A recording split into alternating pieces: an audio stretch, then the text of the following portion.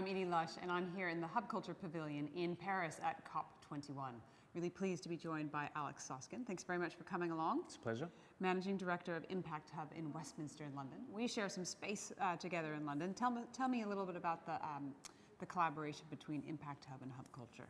Yeah, well, Stan had a presence with Hub Culture in Carnaby Street in London some years ago, and we joined forces when Hub Westminster launched its 12,000 square foot space in the heart of London next to Trafalgar Square.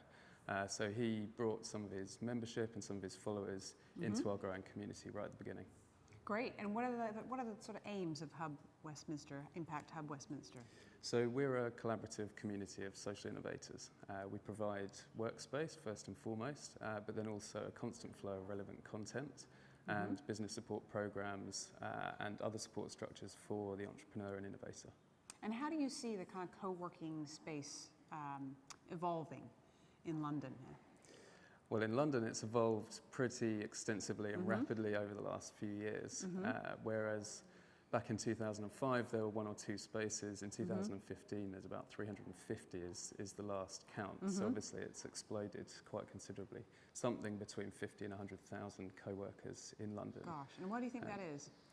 I think the way people are working is changing, and obviously brought on a little bit by the financial crash back in 2008, where some people were moving out of their careers and changing the way they worked.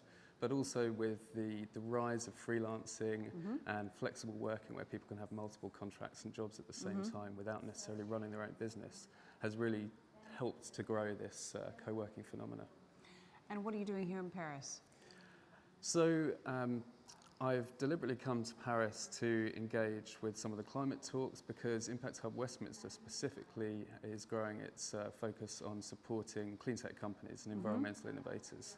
So for 2016, we'll be developing a number of new support structures, accelerators, and other kinds of support programs and consulting for clean tech businesses. And where else is Impact Hub around the world? So we currently have 84 hubs across 6 continents, so pretty extensively covering the globe, so covering Africa, North America, South America, and more in Asia and Australasia now. Great. And what's next? What's next? A more integrated global community of social innovators. Great. Thank you very much for stopping by the Hub Culture Pavilion here in Paris, and I'm Edie Lush.